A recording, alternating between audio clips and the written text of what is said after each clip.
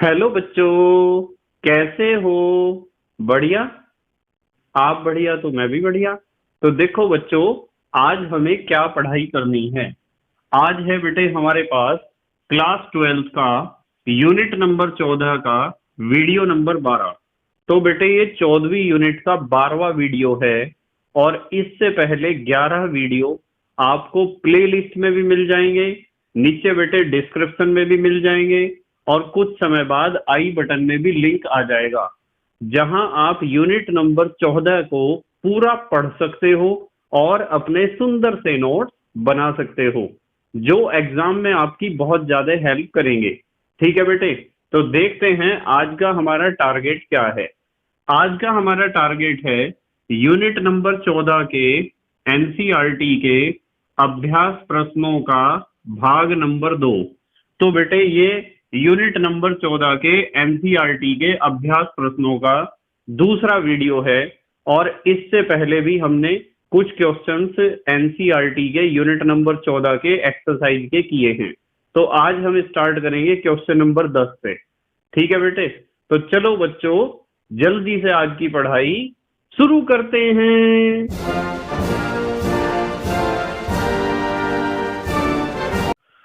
तो बेटे आज हमें पढ़ने हैं यूनिट नंबर 14 के एनसीईआरटी के अभ्यास प्रश्न। ठीक है बेटे, तो हम ऊपर लिखते हैं, यहाँ एक हेडिंग डालते हैं और आप भी लिखा करो साथ साथ, यूनिट नंबर 14 एनसीईआरटी अभ्यास प्रश्न। अभ्यास प्रश्न, और ये है अभ्यास प्रश्नों का भाग नंबर 2, क्योंकि कल भी हमने अभ्यास प्रश्न ही हल किए थे। तो यूनिट नंबर 14 एनसीईआरटी अभ्यास प्रश्न भाग 2, तो दूसरा भाग है अभ्यास प्रश्नों का। और आज हमारे पास सबसे पहले है क्वेश्चन नंबर 10। 10वें क्वेश्चन के बारे में हम बात करेंगे। 10वां क्वेश्चन इन्होंने कहा है कि ग्लूकोज की उन अभिक्रियाओं का वर्णन कीजिए जो इसकी विवृत श्रृंखला संरचना द्वारा नहीं समझाई जा सकती। ग्लूकोज की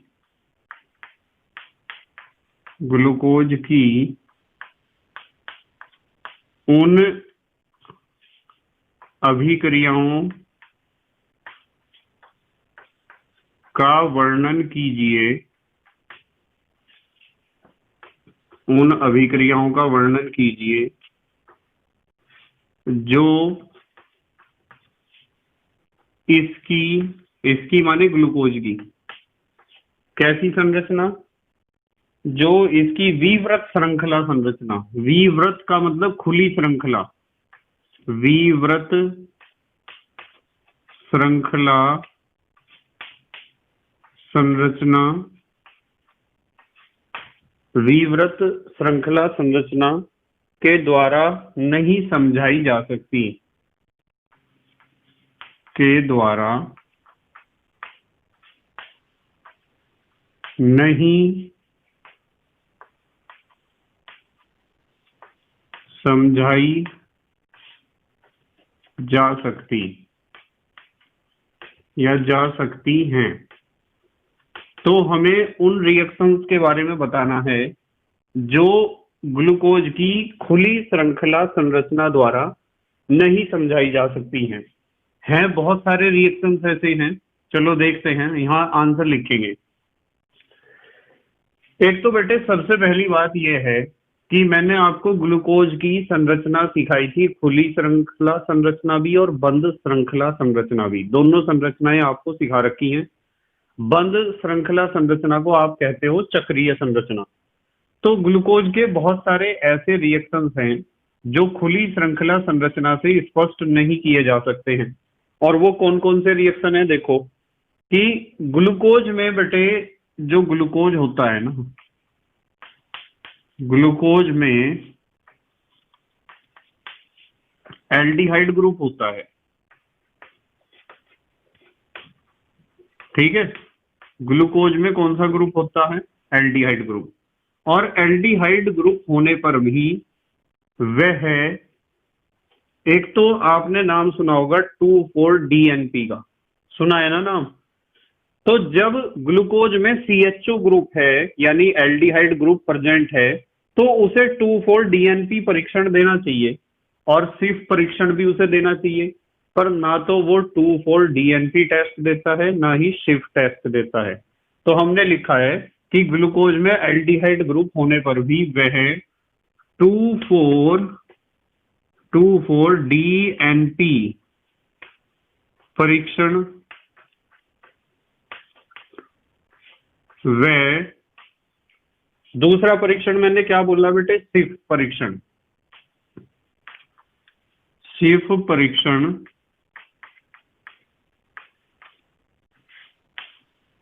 नहीं देता है।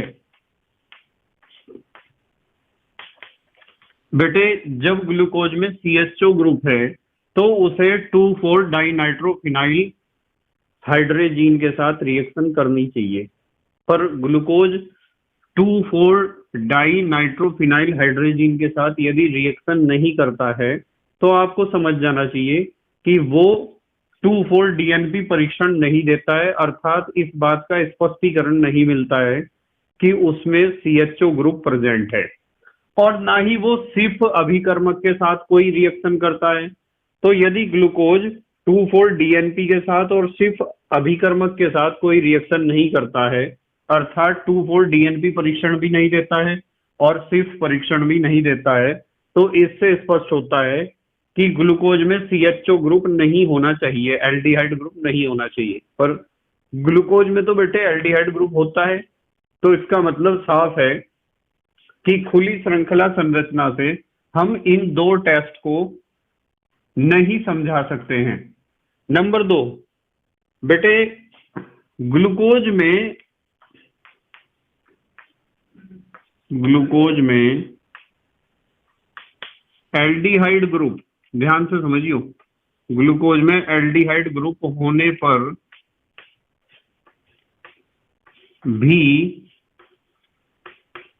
वह सोडियम बाईसल्फाइड से क्रिया नहीं करता है,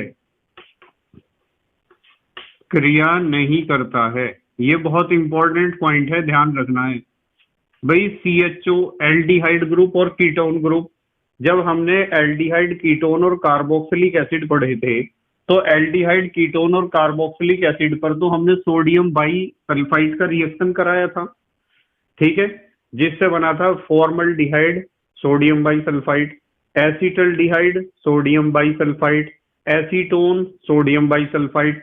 तो वहां तो एल्डिहाइड और कीटोन दोनों ही सोडियम बाईसल्फाइड से क्रिया कर रहे थे। अब जब ग्लूकोज में CHO ग्रुप है तो वो सोडियम बाईसल्फाइड से क्रिया क्यों नहीं करता है? क्योंकि CHO ग्रुप पूर्ण रूप से स्वतंत्र ही नहीं होता है, वो चक्रीय संरचना बनाने में व्यस्त हो जाता है। इसलिए हम कह सकते हैं कि सोडियम बाईसल्फाइड से जब ग्लूकोज रिएक्शन नहीं करता है तो इसका मतलब इस अभिक्रिया को भी हम नहीं समझा सकते हैं ग्लूकोज की खुली संरचना से। जो खुली संरचना या खुली श्रृंखला संरचना होती है ग्लूकोज की, उससे हम इस रिएक्शन को भी स्पष्ट नहीं कर सकते हैं। अब आते हैं नंबर 3 पर। जो ग्लूकोज का पेंटा एसीटेट होता है ना बेटे, ग्लूकोज का पेंटा माने 5, एसीटेट माने, एसीटेट ग्रुप तो पता है आपको, CH3COO नेगेटिव। तो ग्लूकोज का जो पेंटा एसीटेट होता है वो हाइड्रोक्सिल एमीन के साथ कोई रिएक्शन नहीं करता है। यहां लिख देते हैं ग्लूकोज का पेंटा एसीटेट कोमा हाइड्रोक्सिल एमीन, पता है ना आपको, हाइड्रोक्सिल एमीन इसे कहते हैं NH2OH को। हाइड्रोक्सिल एमीन के साथ कोई क्रिया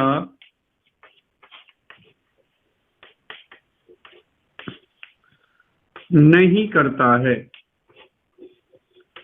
जब हाइड्रोक्सिल एमीन के साथ कोई क्रिया नहीं करता है तो हमें समझ जाना चाहिए कि ग्लूकोज की जो संरचना है वो खुली संरचना नहीं है, उसकी संरचना कैसी है, चक्रीय। हमें समझ जाना चाहिए। नंबर 4, चौथा भी आप देख लो। एक बात और सीखते हैं हम, ये जो ग्लूकोज होता है ना बेटे, ग्लूकोज ऐसे लिख दो, देखो ऐसे लिख दो या ऐसे लिख दो, एक ही बात है। ग्लूकोज मिथाइल अल्कोहल से क्रिया करके, मिथाइल अल्कोहल, मिथाइल अल्कोहल यानी CH3OH से क्रिया करके, ध्यान से समझेंगे, जब भी आप ग्लूकोज की मिथाइल अल्कोहल अर्थात CH3OH से क्रिया कराओगे तो अल्फा और बीटा मिथाइल ग्लूकोसाइड बनेंगे। क्रिया करके अल्फा व बीटा मिथाइल ग्लूकोसाइड बनते हैं, और ये केवल तभी बनेंगे जब हम ग्लूकोज को बंद श्रृंखला संरचना के रूप में लेंगे। जैसे मैं आपको करके दिखाता हूं, चलो इस रिएक्शन को। जैसे हमारे पास 1 2 3 4 5 6 कार्बन होते हैं ना ग्लूकोज में, ये 6 कार्बन बना लिया हमने। सबसे ऊपर हमने जोड़ दिया CHOH, यहां भी जोड़ दिया CHOH, और तीसरे कार्बन पे भी जोड़ दिया CHOH, और बेटे चौथे कार्बन पे भी जोड़ दिया CHOH, पांचवें कार्बन पे इधर हमने H जोड़ दिया, और छठे कार्बन पे CH2OH। यहां से ग्लूकोज की चक्रीय संरचना देखो ऐसी ही तो होती है, आपको सिखाया था, ये है चक्रीय संरचना ग्लूकोज की। इसे आप कह सकते हो डी ग्लूकोज, ये हमने कह दिया इसे डी ग्लूकोज, ठीक है, डी ग्लूकोज कह दिया। यदि हम कह रहे हैं कि इसकी मिथाइल अल्कोहल से रिएक्शन करनी है तो यहां लिखते हैं CH3OH। बिल्कुल ध्यान से समझेंगे, जब आप CH3OH से रिएक्शन कराओगे और आपके पास ड्राई HCl गैस होगी, ड्राई HCl गैस की उपस्थिति में, तो क्या होता है कि एक जगह से तो निकलता है H और एक जगह से निकलता है OH। HOH निकल जाएंगे और H2O निकल जाएगा, H2O यहां से निकल जाएगा, और H2O निकलने के साथ साथ यहां क्या बचेगा, यहां बचेगा आपका C के पास एक H और एक OCH3। क्या बचेगा, OCH3। ऐसा भी हो सकता है कि यहां से OH और यहां से H निकल जाए, बस आपको ध्यान रखना है कि इसके पास एक H बचेगा और एक बचेगा OCH3। तो दो तरह के प्रोडक्ट हमें मिलेंगे। ये पहला कार्बन है, 1 2 3 4 5 6, बिल्कुल ध्यान से समझेंगे सब। इसके पास एक H बचा है और एक बचा है OCH3, बाकी सब ज्यों का त्यों है। इसके पास इधर H था, इधर OH था, HOH HOH, और बेटे उसके बाद बचा हमारे पास इधर H और इधर ये इस तरीके से चक्र बना हुआ है, और यहाँ है CH2OH। तो एक तो स्ट्रक्चर हमें ऐसा मिलता है, और इसी के साथ दूसरा जो स्ट्रक्चर मिलता है उसमें जो ये कार्बन है, इस पहले कार्बन का OCH3 ग्रुप इधर लगा होगा, H इधर लगा होगा। दो तरह के प्रोडक्ट का हमें मिक्सचर मिलेगा, 1 2 3 4 5 और एक 6, ये जुड़े हुए हैं सिंगल बॉन्ड से सारे। देखो OCH3 को तो मैं बनाता हूं इधर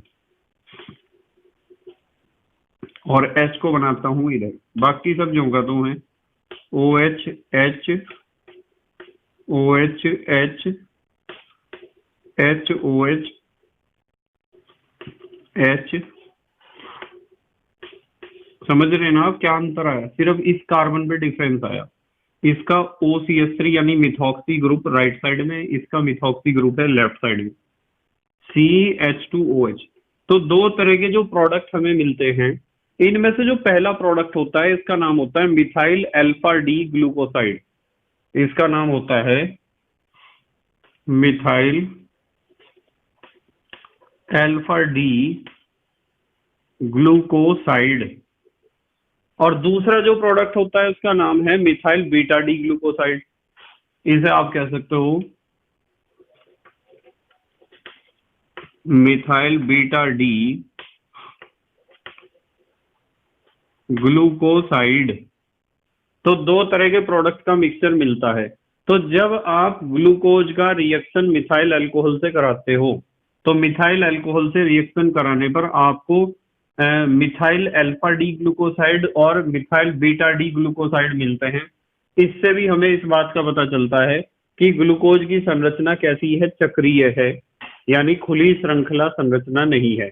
इन्होंने कहा था कि ग्लूकोज की उन अभिक्रियाओं के बारे में बताओ जो इसकी खुली श्रृंखला संरचना के द्वारा नहीं समझाई जा सकती हैं। ठीक है बेटे, हमने बता दिए ऐसे कितने रिएक्शन, 4। जल्दी से स्क्रीनशॉट लो, फिर अगला क्वेश्चन देखते हैं। ले लिया बेटे स्क्रीनशॉट? ठीक है, अब देखते हैं बेटे क्वेश्चन नंबर 11।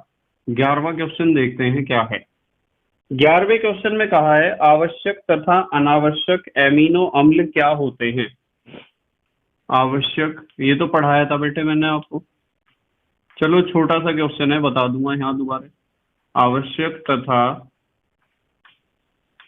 अनावश्यक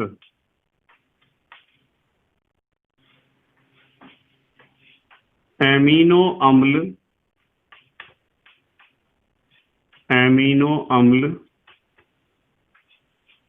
क्या होते हैं।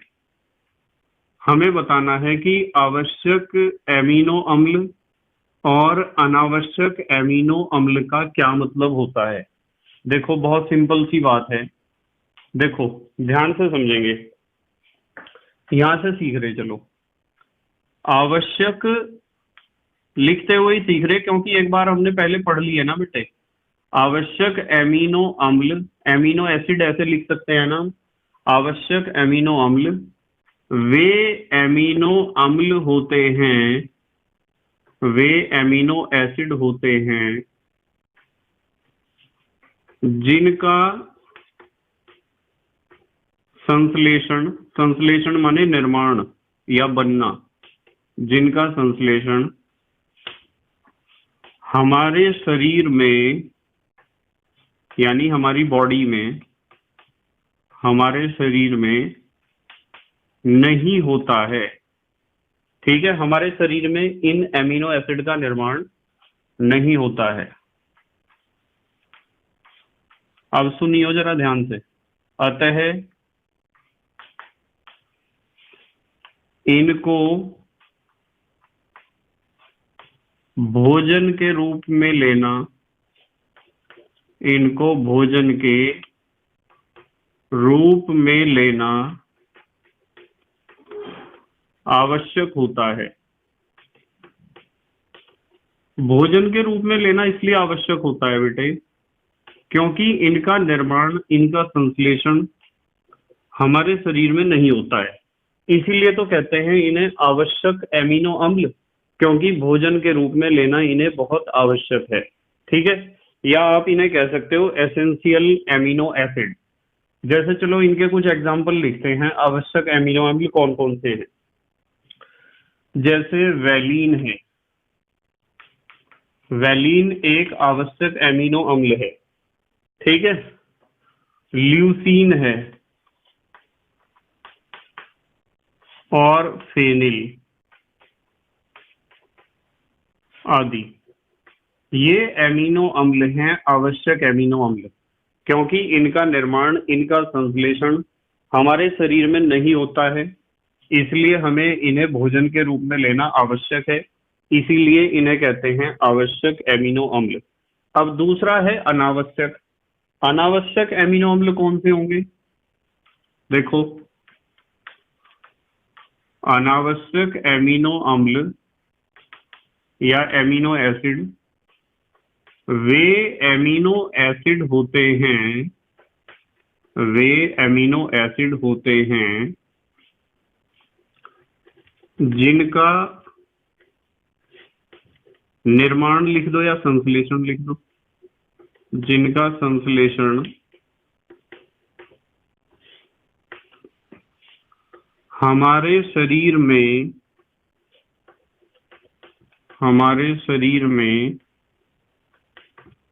होता है। हमारे शरीर में होता है। अतः इनको भोजन के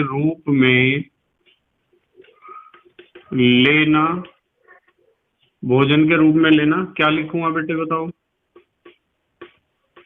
आवश्यक नहीं होता है।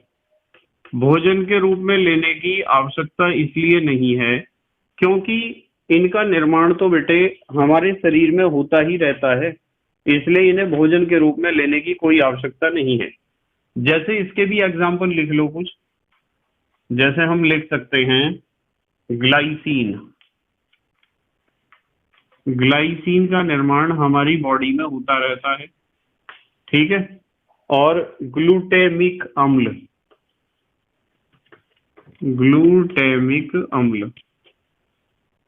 और भी बहुत सारे एमिनो एसिड होते हैं, पर इन दो के नाम आप याद रख सकते हो। कुछ जब टॉपिक मैंने आपको चैप्टर में पढ़ाया था वहां भी आपको बहुत सारे एमिनो एसिड आवश्यक और अनावश्यक वहां भी मैंने आपको बताए थे, ठीक है। चलो अगले क्वेश्चन पे मूव करते हैं। क्वेश्चन नंबर 12 को देखते हैं। चलो क्या है क्वेश्चन 12 है कि प्रोटीन के संदर्भ में निम्नलिखित को परिभाषित कीजिए। प्रोटीन के संदर्भ में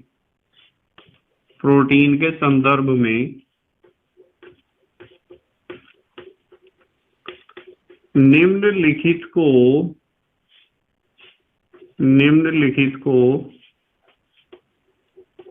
परिभाषित कीजिए। प्रोटीन के संदर्भ में निम्नलिखित को परिभाषित कीजिए। देखते हैं क्या क्या चीज इन्होंने पूछी है। नंबर 1 पे इन्होंने पूछा है बेटे पेप्टाइड बंध।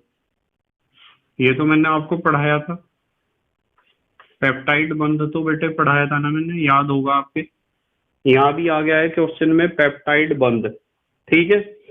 चलो छोटा सा टॉपिक है, बताते हैं। दो एमिनो एसिड आपस में जिस बंध द्वारा जुड़े होते हैं ना बेटे, उसे कहते हैं पेप्टाइड बंध। तो हम लिख सकते हैं दो एमिनो एसिड आपस में जिस बंध द्वारा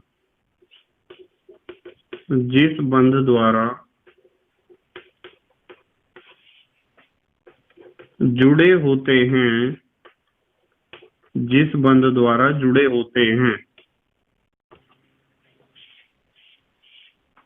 उसे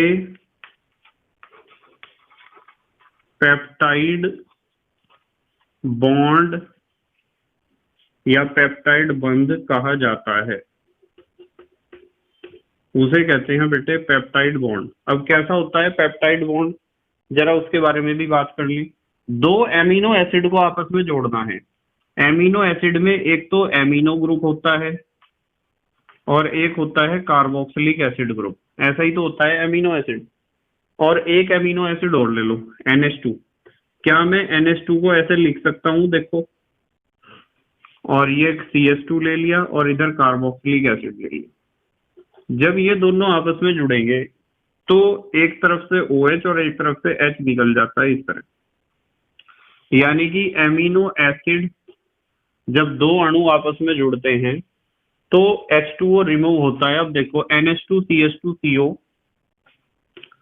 NH2 CH2 CO, CO के बाद क्या लिखेंगे NHCH2 COOH, NHCH2 COOH। ध्यान से देखो ये जो बॉन्ड है ना, ये बॉन्ड जो CO और NH के बीच बना है, ये जो बॉन्ड है ऐसे दिखा सकते हैं, ठीक है।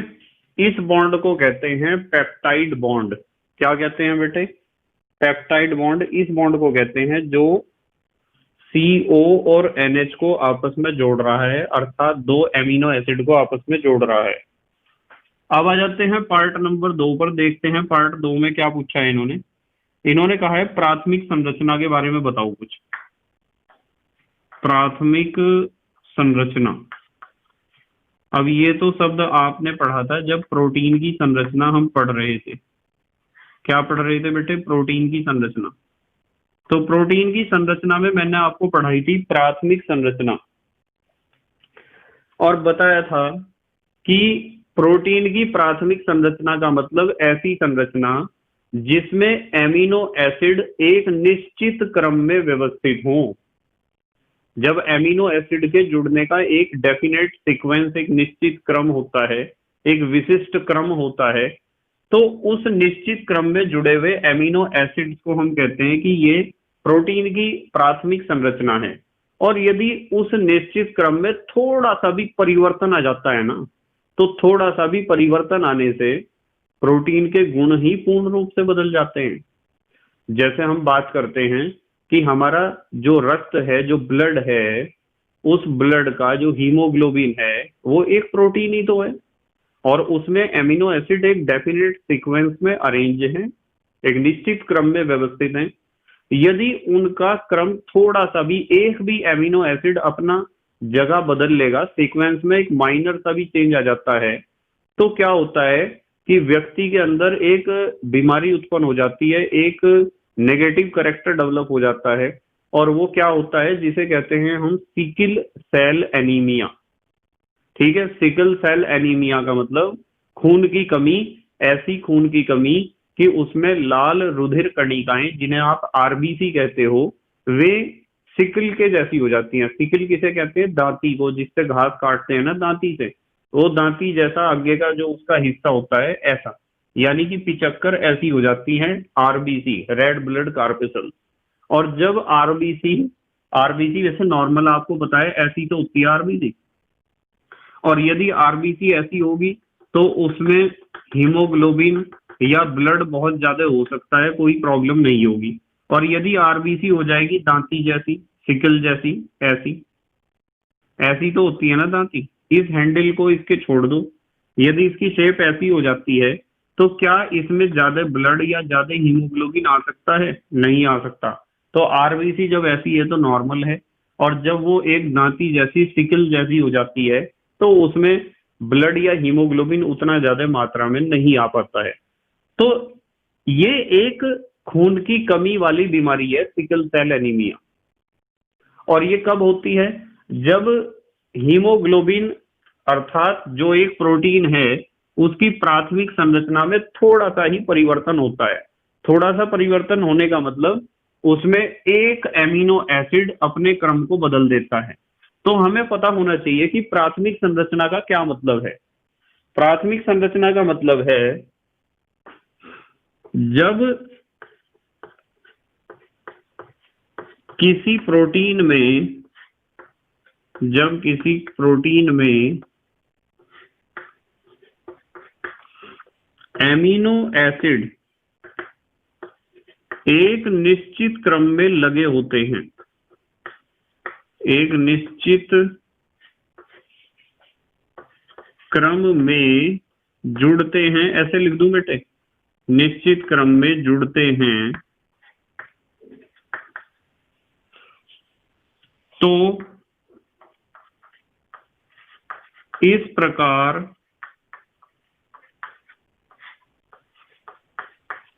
प्राप्त होने वाली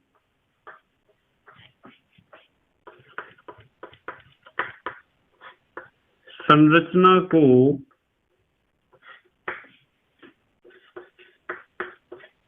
प्रोटीन की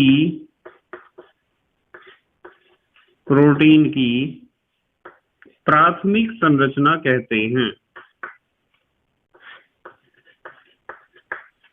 प्रोटीन की प्राथमिक संरचना कहते हैं, इसे कहते हैं बेटे प्रोटीन की प्राथमिक संरचना। ये चीज आपको ध्यान रखनी है, वैसे मैंने थ्योरी में चैप्टर में पढ़ाया था। ठीक है, एक बात और ध्यान रखनी है, इसमें एमिनो एसिड का, ध्यान से सुनियो जरा, क्रम बदलने पर, इसमें एमिनो एसिड का क्रम बदलने पर प्रोटीन के गुण पूर्ण रूप से, प्रोटीन के गुण पूर्ण रूप से क्या हो जाते हैं, बदल जाते हैं या परिवर्तित हो जाते हैं। तो मैंने आपको बताया है, जैसे सिकल सेल एनीमिया बताया है ना, तो सिकल सेल एनीमिया यानी खून की कमी वाला एक विशेष प्रकार का रोग एमिनो एसिड के क्रम बदलने के कारण ही उत्पन्न होता है। तो एमिनो एसिड का जुड़ने का एक निश्चित क्रम होता है, एक विशिष्ट क्रम होता है। यदि उस क्रम को हम बदल देंगे तो प्रोटीन का गुण, प्रोटीन के सारे गुण धर्म ही बदल जाएंगे। जल्दी से स्क्रीनशॉट लो, फिर देखते हैं इसका थर्ड पार्ट क्या पूछा गया है। ले लिया बेटे स्क्रीनशॉट? ठीक है। नंबर थर्ड पर इन्होंने दिया है बेटे, नंबर थर्ड पर दिया है विकृतीकरण। विकृतीकरण का क्या मतलब है, ये भी पढ़ाया था बेटे, इंपॉर्टेंट है ये भी बहुत। विकृतीकरण का मतलब तो पता है, इसका मतलब है कि आपके पास कोई प्राकृतिक प्रोटीन है या नेचुरल प्रोटीन है, उस प्रोटीन में आप उसके ऊपर कुछ भौतिक परिवर्तन करो या रासायनिक परिवर्तन करो। भौतिक परिवर्तन का मतलब जैसे उसे गर्म कर दिया आपने, ठीक है, और रासायनिक परिवर्तन का मतलब जैसे उसमें कोई एसिड मिला दिया या बेस मिला दिया, अर्थात उसके पीएच मान में थोड़ा परिवर्तन किया है। तो यदि किसी प्रोटीन के ऊपर या प्रोटीन पर आप भौतिक या रासायनिक परिवर्तन करोगे, तो भौतिक या रासायनिक परिवर्तन करने से क्या होता है कि प्रोटीन में जो हाइड्रोजन बॉन्ड होते हैं ना, पता है ना आपको हाइड्रोजन बॉन्ड होते हैं, वे हाइड्रोजन बॉन्ड अव्यवस्थित हो जाते हैं। और जब हाइड्रोजन बॉन्ड अव्यवस्थित हो जाते हैं तो क्या होता है बेटे, हाइड्रोजन बॉन्ड अव्यवस्थित होने से बहुत सारे टूट जाएंगे, बहुत सारे अपनी जगह बदल देंगे। ऐसा करने से क्या होता है कि प्रोटीन की जो गोलियां होती हैं, गोलीय प्रोटीन होती है ना, ग्लोबुलर प्रोटीन जिसे आप कहते हो, वे गोलियां खुल जाती हैं, कुंडलियां खुल जाती हैं। इसका मतलब यह है कि प्रोटीन अपना जो गुण है वो खो देता है, ठीक है, जो उसका जैविक गुण है या जैविक उसके अंदर जो लक्षण है वे सब खो देता है। प्रोटीन अपने गुणों को समाप्त कर देता है, चेंज हो जाते हैं सारे उसके गुण। और इस घटना को हम कहते हैं कि प्रोटीन का विकृतीकरण हो गया है, ठीक है। तो हमने वैसे चैप्टर में इसे डिस्कस किया था, पर फिर भी यहां थोड़ा सा लिखते हैं कि जब प्राकृतिक प्रोटीन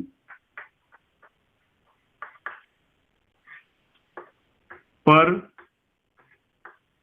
भौतिक, प्राकृतिक प्रोटीन पर भौतिक या रासायनिक, भौतिक या रासायनिक परिवर्तन, भौतिक या रासायनिक परिवर्तन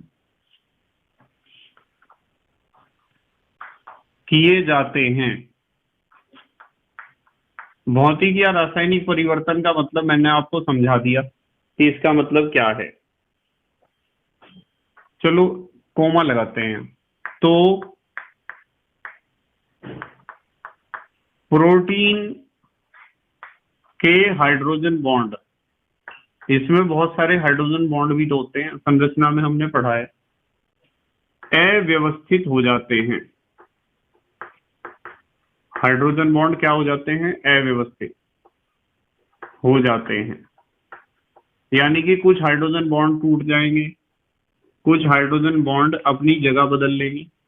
तो अव्यवस्थित होने से क्या होगा, यही लिखते हैं चलो, जिसके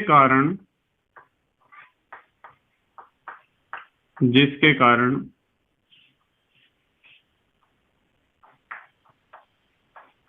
प्रोटीन की गोलिकाएं जिन्हें आप कहते हो ग्लोब्यूल, प्रोटीन की गोलिकाएं व कुंडली कुंडली जिन्हें आप कहते हो हेलिक्स, ठीक है, खुल जाती हैं।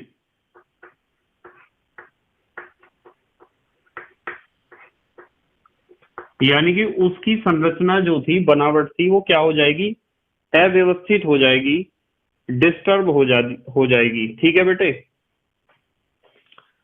जिससे क्या होगा, हम लिख सकते हैं अतः प्रोटीन अपनी, ध्यान से समझियो बेटे, अपनी जैविक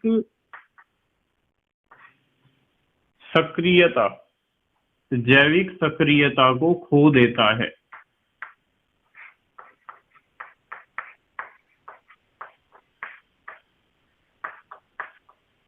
मतलब जो उसके अंदर प्रोटीन वाले लक्षण थे, वे सब लक्षण क्या हो जाएंगे, समाप्त हो जाएंगे।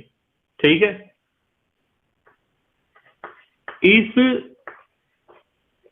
संपूर्ण घटना को या क्रिया को, क्रिया लिख दो, इस संपूर्ण क्रिया को प्रोटीन का विकृतीकरण कहते हैं। इसे कहते हैं बेटे विकृतीकरण, प्रोटीन का विकृतीकरण कहते हैं। ठीक है, बहुत सिंपल सी बात है, भौतिक रासायनिक परिवर्तन करो प्रोटीन के ऊपर, उसके हाइड्रोजन बॉन्ड टूट जाएंगे, उसके जो गोलिकाएं हैं, ग्लोब्यूल हैं, कुंडलियां हैं, हेलिक्स हैं, वे खुल जाएंगे और उसके जैविक सक्रियता समाप्त हो जाएगी। यही है बस विकृतीकरण। मैंने आपको इसके एग्जाम्पल भी सिखा रखे हैं, चलो लिख लो फिर भी एग्जाम्पल यहाँ। एक तो आपको सिखा रखा है कि अंडे को उबालने पर उसकी जो सफेद प्रोटीन है उसका क्या हो जाता है, स्कंदन हो जाता है। वो जो घुलनशील प्रोटीन है वो अघुलनशील प्रोटीन में कन्वर्ट हो जाती है। ठीक है, तो हम लिखते हैं उबालने पर अंडे की सफेदी का, सफेद प्रोटीन होती है ना, सफेदी का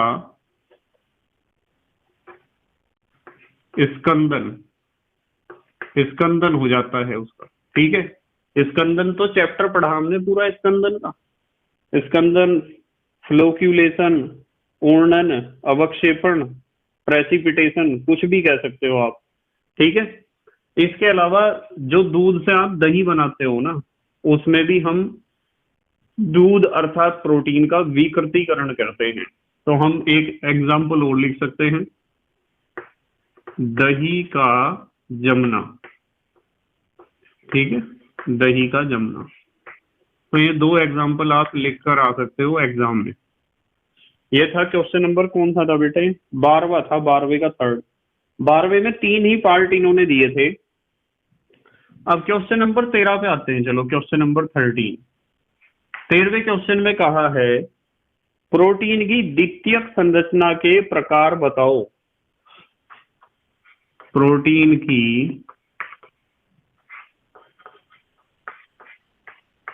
द्वितीयक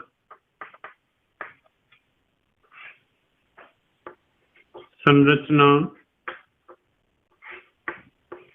के प्रकार बताओ या बताइए, कुछ भी लिख सकते हो आप। देखो बेटे इसका आंसर, वैसे ये क्वेश्चन तो मैंने पूरा ही करा रखा है आपको। प्रोटीन की द्वितीयक संरचनाओं के 2 प्रकार आपको बता रखे हैं और दोनों को बहुत डिटेल में एक्सप्लेन कर रखा है। तो आपको ध्यान रखना है कि पहली जो संरचना बताई थी वो बताई थी अल्फा हेलिक्स। प्रोटीन की एक संरचना बताई थी अल्फा हेलिक्स संरचना या अल्फा कुंडलित संरचना। ठीक है, और एक बताई थी, 2 बताई थी ना संरचनाएं, एक बताई थी बेटे बीटा प्लीटेड संरचना, बीटा प्लीटेड, इंग्लिश में नाम है प्लीटेड संरचना। ठीक है, ये 2 संरचनाएं हैं और आपको इनके बारे में डिटेल में लिखकर आना है। दोनों संरचनाओं के बारे में थोड़ा थोड़ा लिखकर आना है। ठीक है, और चित्र भी बनाकर आने हैं। और मैंने ये दोनों चीजें आपको समझा रखी हैं। यदि याद नहीं आता है तो सुनो ध्यान से। मैंने आपको कहाँ समझाई थी ये चीज? मैंने समझाई थी क्लास ट्वेल्थ के यूनिट नंबर 14 के वीडियो नंबर 5 में। वीडियो नंबर 5, ठीक है। क्लास 12 यूनिट 14 वीडियो 5 में दोनों चीज मैंने एक्सप्लेन की हैं, इसलिए वहां से वैसे आपने नोट्स में लिख ही रखा होगा, आपको पता है। और यदि फिर भी आपको ढूंढने में प्रॉब्लम हो रही है तो आप गूगल पर सर्च कर सकते हो या यूट्यूब पर सर्च कर सकते हो। कि क्या सर्च करना है बेटे? Protein bye KMD Saharanpur.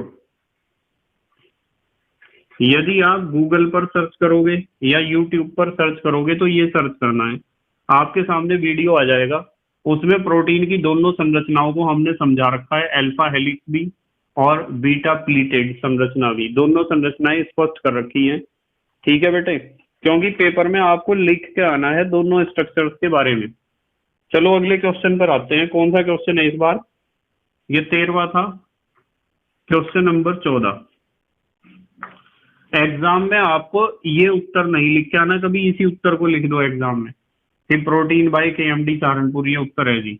या क्लास 12 यूनिट 14 वीडियो 5। आप समझदार हो मुझे पता है, ठीक है, पर मैं बचपन में इतना समझदार नहीं था और मेरे कुछ दोस्त भी इतने समझदार नहीं थे। जो उत्तर लिखाया जाता था उसे ही लिख देते थे बस रट कर। आते हैं चलो क्वेश्चन नंबर 14 पर। इन्होंने कहा है प्रोटीन की अल्फा हेलिक्स संरचना के स्थायीकरण में कौन से आबंध सहायक होते हैं? प्रोटीन की अल्फा हेलिक्स, प्रोटीन की, यही तो लिखा हुआ बेटे, अल्फा हेलिक्स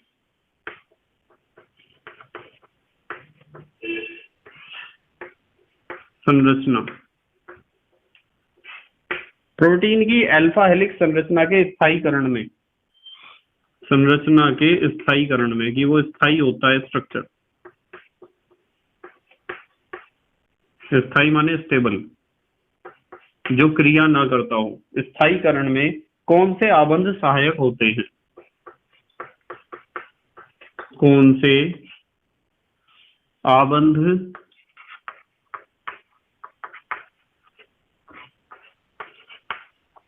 सहायक होते हैं? कौन से बॉन्ड हैं जो हेल्प करते हैं अल्फा हेलिक्स संरचना को स्टेबल करने में? बहुत सिंपल सी बात है, ठीक है। कौन से बॉन्ड होते हैं? ये जो आपका कीटोन ग्रुप होता है ना, वहां कीटोन ग्रुप तथा एमीन ग्रुप NH, ये जो ग्रुप होते हैं इनके बीच बनने वाले हाइड्रोजन बॉन्ड,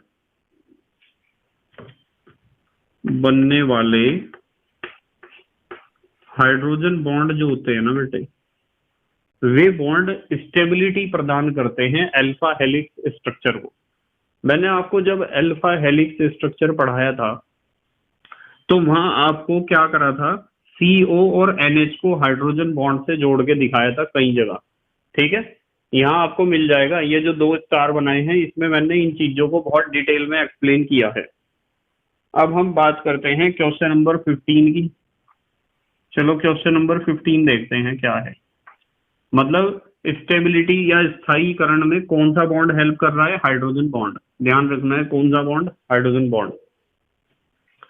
क्वेश्चन नंबर 15 देखते हैं, चलो क्या है। क्वेश्चन 15 है, रेशेदार व गोलीय प्रोटीन को विभेदित कीजिए। रेशेदार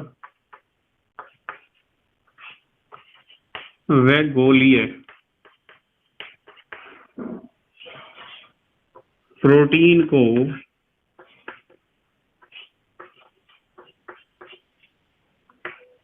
विभेदित कीजिए, यानी इनमें अंतर बताइए। विभेदित कीजिए।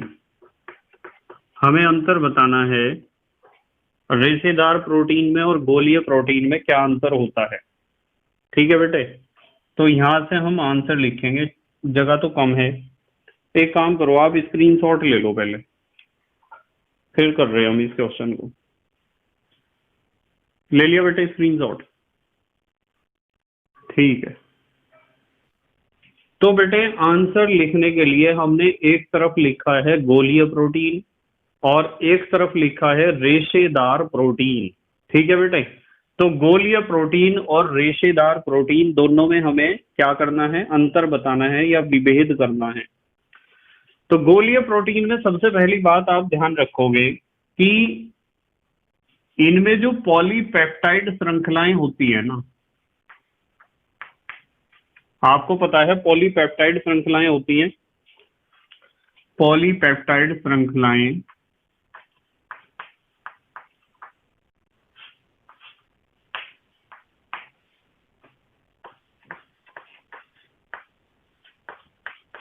कुंडलित रूप में होती हैं। इसका मतलब है कि गोलीय प्रोटीन की पॉलीपेप्टाइड श्रृंखलाएं क्या होंगी, कुंडलित रूप में होंगी, कुंडलियों के रूप में होंगी, ऐसे घूमी हुई, इसीलिए तो गोलीय प्रोटीन बनेगी। और यदि इनकी बात हम करते हैं रेशेदार की, तो इनकी जो पॉलीपेप्टाइड श्रृंखलाएं होंगी, पॉलीपेप्टाइड श्रृंखलाएं या चेन्स भी लिख सकते हो, श्रृंखलाएं, रेशा बनाना है ना बेटे, रेशा बनाना है, तो हम लिखेंगे एक दूसरे के क्या होती हैं, समांतर होती है, समांतर होती हैं। ये एक दूसरे के समांतर होती हैं इनकी पॉलीपेप्टाइड श्रृंखलाएं। और वे क्या होती हैं, वे कुंडलित रूप में होती हैं या कुंडलियों के रूप में होती है। दूसरा अंतर बहुत सिंपल है, इनकी आकृति कैसी होती है, गोल होती है। इनकी आकृति गोल होती है, इसीलिए तो हमने कहा है गोलीय प्रोटीन। ठीक है, और यहां क्या लिखेंगे बेटे, इनकी आकृति कैसी होती है, रेशों के समान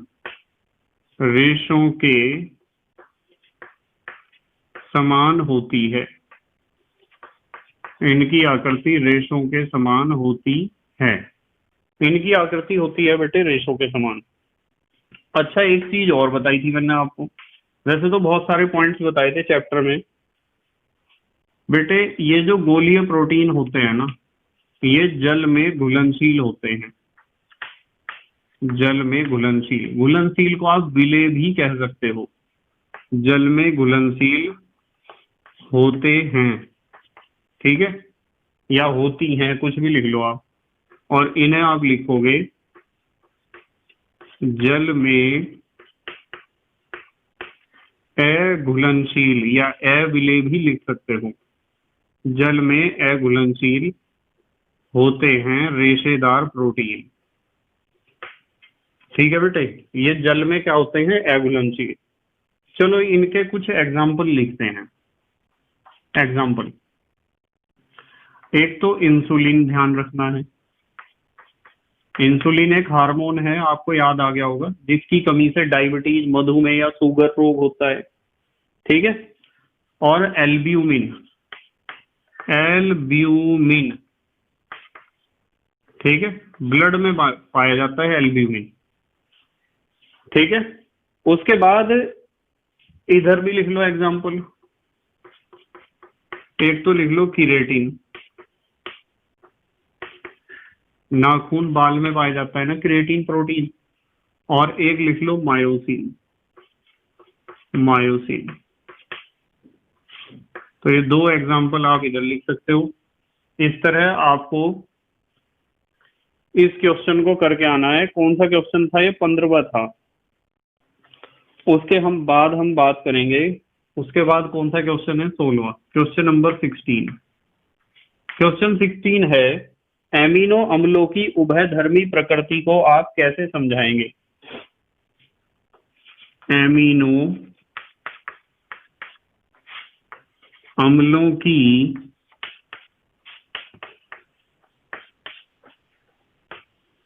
उभयधर्मी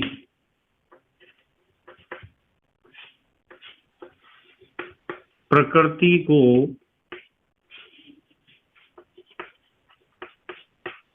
आप कैसे समझाएंगे?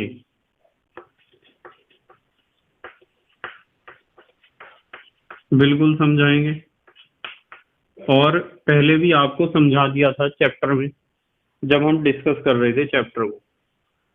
यहां से लिखते हैं आंसर। मुझे एक बात बताओ बेटे, जो एमिनो एसिड होता है उस एमिनो एसिड में दो ग्रुप होते हैं। देखो, एमिनो एसिड ऐसा होता है NH2 CH2 COOH, ऐसा ही तो होता है एमिनो एसिड। अब सबको पता है कि एमिनो एसिड में ये जो ग्रुप है NH2 ग्रुप, ये कैसा है? क्षारीय प्रकृति है इसकी। ये कैसी प्रकृति है इस ग्रुप की? क्षारीय, बेसिक है ये नेचर में। और COOH ग्रुप कैसा है? वो अम्लीय प्रकृति वाला है। तो एमिनो एसिड में दो ग्रुप ऐसे हैं कि उनमें से एक तो क्षारीय प्रकृति रखता है, दूसरा अम्लीय प्रकृति रखता है। तो मैं एमिनो एसिड को तो उभयधर्मी कहूंगा ही। उभयधर्मी का मतलब, उभय माने दोनों, बोथ, जो दोनों तरह के लक्षण दिखाता हो। एसिडिक करेक्टर भी शो करता हो और बेसिक करेक्टर भी शो करता हो। जो एसिडिक और बेसिक दोनों तरह के करेक्टर शो करता है, दिखाता है, उसे ही तो हम कहते हैं उभयधर्मी या एम्फोटेरिक। जैसे आप इस एमिनो एसिड को पानी में घोल के तो देखो क्या होता है। यदि आप पानी में इसे घोल दोगे तो इसकी आदत कैसी है? अम्लीय प्रकृति दिखाने की। तो अपना H पॉजिटिव आयन रिलीज करता है। क्या करता है? H positive ion release. और ये क्षारीय है, तो ये जहां से भी इसे H positive ion means proton मिलेगा उसे ग्रहण कर लेगा। तो जब इसने प्रोटॉन या H पॉजिटिव ग्रहण किया तो ये बनेगा NH3 पॉजिटिव, यही तो बनेगा। और ये CH2 है, और ये COO नेगेटिव रह जाएगा क्योंकि ये अम्ल है, इसकी आदत H पॉजिटिव आयन या प्रोटॉन रिलीज करने की है। तो ये जो हमारे पास NH3 positive CH2 COO negative आया है, इसका नाम मैंने आपको बताया था ज्विटर आयन। क्या बताया था? ज्विटर आयन, या इसे आप द्विध्रुव आयन भी कह सकते हो। द्विध्रुव आयन, या आप इसे आंतरिक लवण भी कह सकते हो, ज्विटर आयन भी कह सकते हो। तो मुझे बताओ, आयन तो ऐसे होते हैं जिनपे या तो धनावेश हो या तो ऋणावेश हो, इसके ऊपर तो दोनों ही आवेश हैं। तो मैं इसे उभयधर्मी क्यों न कहूंगा? कहूंगा ना उभयधर्मी।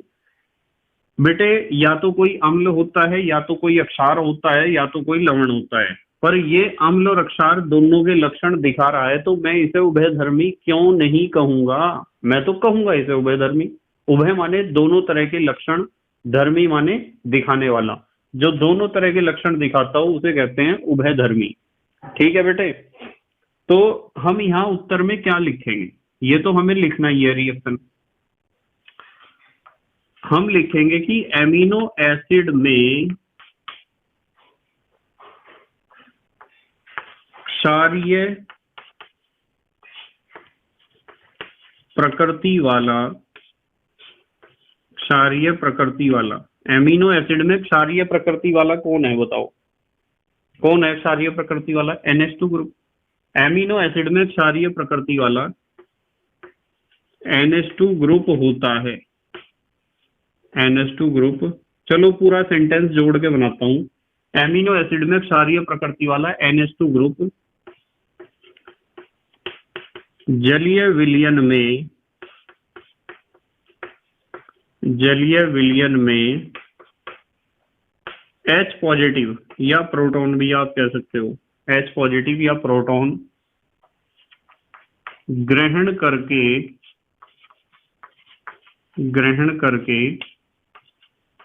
NH3 पॉजिटिव में बदल जाता है। इसकी आदत है प्रोटॉन को ग्रहण करने की, और प्रोटॉन को ग्रहण करके किस में बदल जाएगा, NH3 पॉजिटिव आयन में कन्वर्ट हो जाएगा। ठीक है। और बेटे इसी तरीके से एमिनो एसिड में अम्लीय प्रकृति वाला कौन सा ग्रुप था, ये NH2 था, ये COOH। COOH ग्रुप ही तो अम्लीय प्रकृति वाला है, देखो लिखा होगा COOH के नीचे अम्लीय। जलीय विलयन में H पॉजिटिव या प्रोटॉन त्याग कर, अम्लीय है तो प्रोटॉन को या हाइड्रोजन आयन को त्याग ही तो देगा बेटे, त्याग कर COO नेगेटिव, यहाँ बॉन्ड लगा दो, COO नेगेटिव में बदल जाता है। COO नेगेटिव में क्या हो जाता है, बदल जाता है।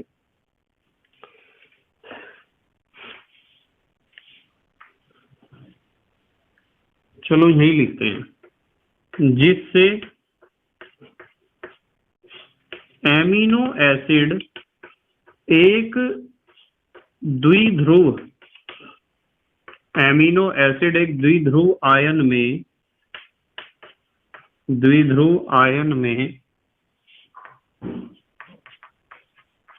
बदल जाता है। एमिनो एसिड किस रूप में रहेगा, द्विध्रुव आयन के रूप में रहेगा। ठीक है, जिसका धन ध्रुव भी है और ऋण ध्रुव भी है, जो अम्लीय लक्षण भी रखता है और क्षारीय लक्षण भी रखता है, दोनों तरह के लक्षण दिखाता है।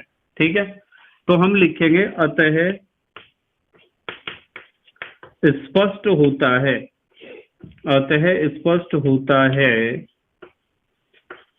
कि क्या स्पष्ट होता है बेटे, अतः स्पष्ट होता है कि एमिनो एसिड, देखो क्या था क्वेश्चन, उभयधर्मी प्रकृति, एमिनो एसिड उभयधर्मी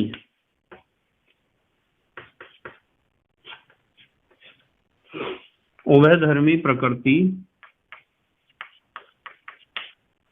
रखता है। एमिनो एसिड का नेचर कैसा होता है, एम्फोटेरिक होता है। ठीक है, जल्दी से स्क्रीनशॉट लो, फिर अगला क्वेश्चन देखते हैं क्या है। ले लिया बेटे स्क्रीनशॉट, ठीक है। देखते हैं क्वेश्चन नंबर 17वां क्वेश्चन देखते हैं क्या है। 17वां क्वेश्चन है एंजाइम क्या होते हैं, एंजाइम क्या होते हैं। बेटे ये तो मैंने बहुत डिटेल में आपको पढ़ा रखा है, एंजाइम क्या होते हैं, ये तो मैंने आपको 2 यूनिट में पढ़ा रखा है, एंजाइम क्या होते हैं। तो यदि आपको इसका आंसर लिखना हो, वैसे तो आपने नोट्स में लिख रखा होगा, तो आप class 12th unit number 14, class 12th का यूनिट नंबर 14 का वीडियो नंबर 6 देख सकते हैं, video number 6।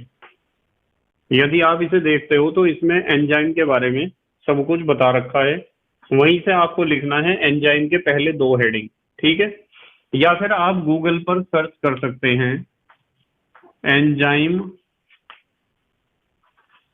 Bye KMD Saharanpur, search करोगे तो भी आपको मिल जाएगा। और बेटे मैं आपको एक बात और बताता हूं कि मैंने इसके बारे में क्लास 12th के यूनिट नंबर 5 के एक वीडियो में और बता रखा है, वीडियो नंबर 13 में, यूनिट 5 के वीडियो नंबर 13 में भी आपको मिल जाएगा, क्योंकि वहां जो मैंने कराया था वो कराया था एंजाइम उत्प्रेरण के नाम से कराया था। किस नाम से कराया था, एंजाइम उत्प्रेरण। तो आप सर्च कर सकते हो, गूगल पे सर्च कर लेना सीधा एंजाइम उत्प्रेरण बाय KMD सहारनपुर। ऐसे सर्च करोगे तो भी मिल जाएगा। तो यदि आपको थोड़ा लिखना है तो आप enzyme by KMD Saharanpur search करो, और यदि आपको बहुत डिटेल में समझना है इस चीज को, एंजाइम को, तो एंजाइम उत्प्रेरण बाय KMD सहारनपुर समझोगे, सर्च करोगे तो बहुत ज्यादा समझोगे आप, डिटेल में आप एक्सप्लेन कर सकोगे इस चीज को। दोनों ही यूनिट में मैंने एंजाइम को बताया, यूनिट 5 में भी, और ये हमारा चल रहा है यूनिट नंबर 14। अब आते हैं हम क्वेश्चन नंबर 18 पर। वैसे नोट्स में आपने लिख ही रखा होगा एंजाइम के बारे में, यूनिट 5 के नोट्स में भी लिख रखा होगा, यूनिट नंबर 14 में भी, आपको वीडियो नंबर 6 में मैंने आपको समझाया था। क्वेश्चन नंबर 18 देखते हैं बेटे क्या है। क्वेश्चन 18 है, प्रोटीन की संरचना पर विकृतीकरण का क्या प्रभाव होता है। प्रोटीन की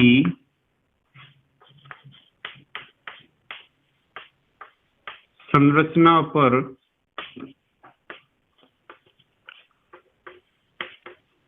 विकृतीकरण को ऐसे भी लिख सकते हो आप, विकृतीकरण का क्या प्रभाव होता है।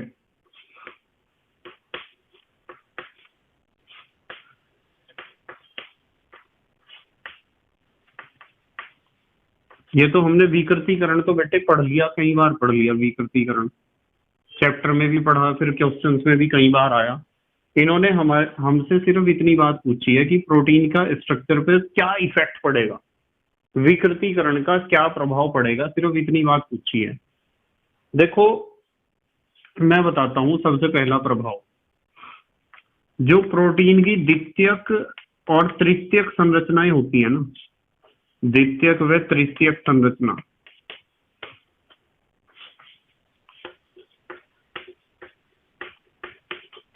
ठीक है बेटे, द्वितीयक व तृतीयक संरचनाएं क्या हो जाती हैं, नष्ट हो जाती हैं, नष्ट हो जाती हैं। यदि प्रोटीन का विकृतीकरण हम करते हैं तो प्रोटीन की सेकेंडरी और टर्सरी स्ट्रक्चर्स क्या हो जाती हैं, डैमेज हो जाती है। और जबकि प्राथमिक संरचना पर कोई प्रभाव नहीं पड़ता है, हम लिख सकते हैं कि प्राथमिक संरचना अप्रभावित रहती है। अब कुछ बच्चों के दिमाग में क्वेश्चन आ रहा होगा कि सर प्राथमिक संरचना पर कोई प्रभाव क्यों पड़ा है, क्यों नहीं पड़ा है, और द्वितीयक व तृतीयक संरचना पर प्रभाव क्यों पड़ा है, क्या कारण है सर इसका।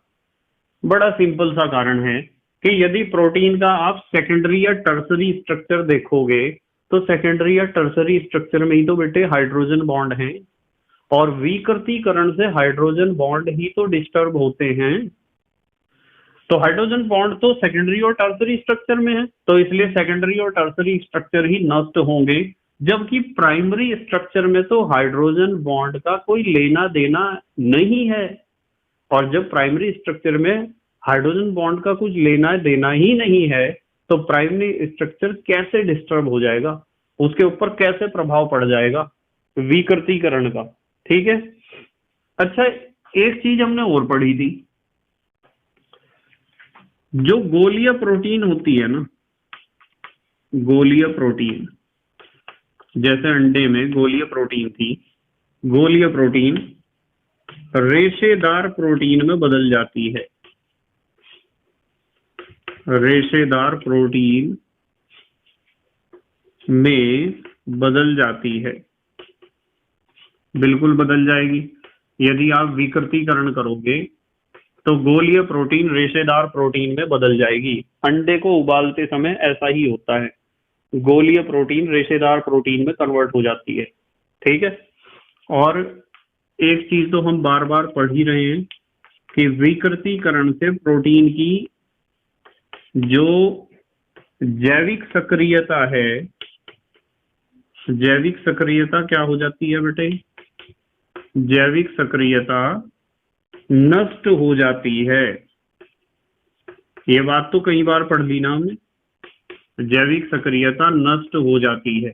ये चीज भी हमने कई बार पढ़ ली है। ठीक है, चलो एग्जाम्पल लिख लेते हैं यहाँ भी। ये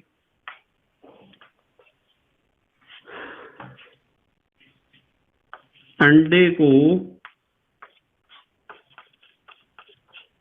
उबालने पर, सुबह से कई बार उबाल लिया हमने अंडा, कुछ बच्चों के लिए तो अच्छा नाश्ता तैयार हो गया होगा और कुछ बच्चों को अजीब लग रहा होगा, क्योंकि हर तरह के बच्चे हैं।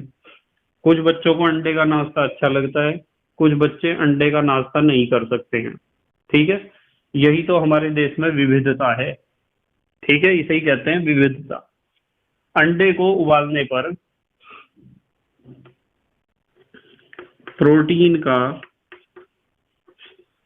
का क्या, चलो लिख देते हैं, सफेद प्रोटीन होती है ना, उबालने पर सफेदी का स्कंदन, कई बार लिख लिया हमने। ठीक है, एक एग्जाम्पल और लिखा था हमने, कौन सा लिखा था बेटे, दही का जमना। यहां लिख दूं, दही का जमना आदि। ठीक है बेटे, तो इतने क्वेश्चंस हम करेंगे। और मैं आपको बताता हूं अभी एक बात, पहले हमारे देश के प्यारे प्यारे बच्चे जल्दी से स्क्रीनशॉट लेंगे। ले लिया बेटे स्क्रीनशॉट? ठीक है, तो बेटे मुझे उम्मीद है कि आज के क्वेश्चंस आपके समझ में आए होंगे।